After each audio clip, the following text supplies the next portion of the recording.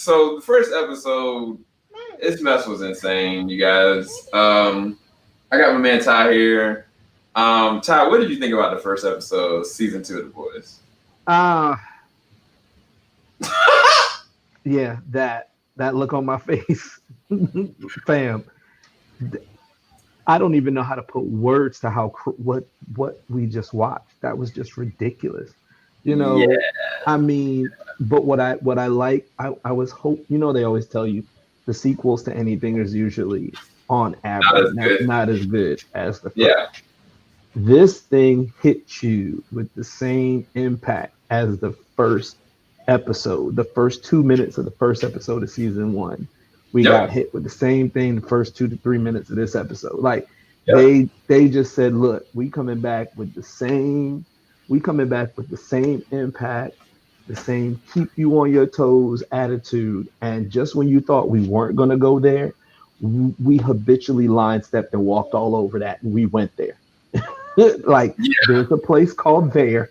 That's where we went, and we're taking you with us. Yeah, like Yeah, you in this episode, you guys, just to give you guys context, we see dismemberment, we see people getting crushed, we see lots of blood, we see decapitations, and we see this show thrive on what it does best, which is like completely blowing your mind. No pun intended. You'll understand what we mean by that later. But that's what they should have called this episode. Blow your mind. blow your mind. But yeah, everything goes back off from the last episode, which it ended where we knew for a fact that Voight, was making Compound V, and with the whole Compound V aspect of everything, Homelander had his own secrets because you get to find out that Butcher's wife had a love child with him, and from that point, you kind of like, whoa, why didn't he just kill Butcher? And the whole episode, the group was like, we might need Butcher back, but your homeboy is like, no, we don't need Butcher. We can do this ourselves. And it's just, to me, I don't know how they're able to do it in this episode, but they find ways of surprising me with every single character interaction. Like the characters are progressing forward like they're supposed to, but at the same time, they're making surprising moments that I didn't expect. It's like they didn't rinse and repeat.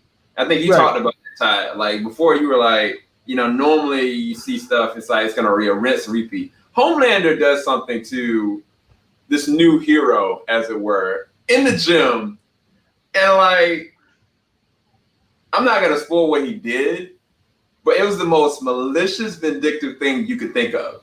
Right. And it's true to his character, but I would have never predicted he would have done that. Yeah. I would have never predicted he would have done that. And I love that. Every single character, every single interaction with these villains and the boys are that. I guess we're gonna talk about the explosion without selling who died, who exploded. Yeah. But let's just talk around it as best we can. Okay. So there's a moment where the boys, they meet up with the contact person, and let's just say, for lack of better words, like they get messed up. Like everything is compromised. And for me, I was terrified. Like it scared the crap out of me. I was focused on the screen, and I was like, Lord Jesus. Oh no, you tell me what happened to you, Ty, when that happened. So for me, So for me, it's that moment where it's kind of it lulls you into a sense of this is the relaxing moment. We've hit you with so much stuff. This is the chill moment. This is supposed to be the calm, Yeah. But in your mind, you're waiting for the next shoe to drop. But even though this moment is the calm before the storm, you don't think it's the calm before the storm. You're actually lulled into a sense of calm. Like, This is just a regular routine thing. This ain't anything gonna happen with them right now. They're already dealing with another situation, which Yeah. which actually sidebar to that, we do realize why Homelander didn't kill Butcher in the last season, in that last Yeah. one. So we, based on what you see in this episode at the very, not at the very beginning, but at a certain section where they're at an event. When they're at an event, and then you see, I'll just say you see a a segment on television, you realize that's why they didn't kill Butcher. But all of a sudden, there's this one little moment. I call it like a snap moment, and it's where the main guy in the midst of all of this, notices something, and then all hell breaks loose, and Yeah. it's Your fast. It's legs. Your not. legs literally, it's like somebody sweeping your legs under you. Yeah, yeah, it's like, so it's like it's like if you're a fan of Notorious B.I.G. and you heard his first album, and you've heard that track Warning. At the very end of Warning, there's that skit where the two guys are coming to basically get Biggie, and then they're talking, and then all of a sudden he's like, "Yo, you got a red dot on your head. Oh snap, you got a red dot on your head too." And they're like, "Oh snap!" And all hell breaks loose. That's Yeah. basically kind of what happened in this segment. And when you see it, you'll know it. But like Yeah. Sam and I I was like this. Sam walked away. I almost told Sam, you may just want to put the video on pause, because I didn't see, like, I didn't see that coming. Like Stevie Wonder couldn't come. Nobody saw that coming when it happened. But it reminded me so much of the first 2 minutes of episode one of season one, because you just didn't see that coming. You're already given this. You're already kind of gauging what this will be in the first episode of the first season, Yeah. and then there's this moment where it's a snap moment where it's like, oh, all sense of calm. And we can talk about this because we're talking season two right now. But, you're having this lull, this sense of calm. Yeah. There's the snap moment, and then, A Train goes right through the chick, and then, then in that moment, in your moment of shock, you understand the level of where they're going with the show, Yeah. and they did not disappoint here. No. I might actually think they may have gone a little too far, but I mean, at least in my mind, if they were to dial it back, it would feel like the last season. It wouldn't be as good. So I do like that they're pushing the bar and I'm kind of concerned of myself saying that, but here's where we are. Yeah, and also you got a newcomer in Stan Edgar, played by Giancarlo himself, Gus himself.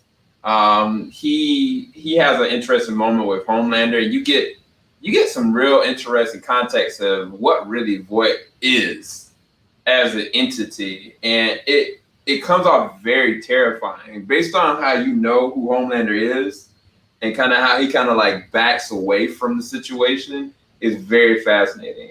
Hughie and what's the name? Starlight, they're trying to keep us some kind of semblance of connection, but it's still this underlying thing where he lied in the first season, and she can't let it go, but also she can't let go of what she's a part of either. And I think that makes for a really good continuation of the story, because then we talked about A Train too, because A Train, he had a heart attack basically, and Right. she saved him, but it's kind of like she's also, well, we don't know whether or not she's compromised or not. And so it's going to be really interesting moving forward how that's going to go. But as far as the first episode for me, man, like, it was a 10, bro. Like, Yeah. I couldn't have anything better to me. Yeah. Like, we can go Definitely. and nitpick on certain things, but even like the introduction to Stormfront, like, she's just this chick that's got like 1 million followers, and public perception is everything for Homelander. And she's just kind of playing everybody like a fiddle because she can. And it just makes for a really interesting paradigm shift. Yeah, she becomes persona non grata, with that dude, because she basically holds, the keys to the kingdom. And I already could tell in that moment where he was like, well, how do I treat this chick like the other superhero he dealt with in the episode. And he realized that she is got him on an Instagram live or something, and he basically can't touch her because the power of the internet and the power of the people are right there. So she is just milking it for all it's worth. But I have my suspicions that he's going to find a way to work around that. I don't know. I don't know if he's going to be able to work around Giancarlo Esposito's character because, one, that's my guy, and two, I'm sure he's got something in the back pocket. But always. Right. But because for him, but the thing is, I'm also concerned because the chick from that he dealt with from last season, she treated him kind of that way too, and she thought she was untouchable, but she learned quickly that wasn't the case. So it's gonna be very interesting to see where this is gonna go. But as far as the first episode, I think it was perfect. I didn't have one issue with it. Give me a thumbs up. And we're gonna continue forward if it's not too late to look at another episode or something. So talk to y'all later. These guys signing off.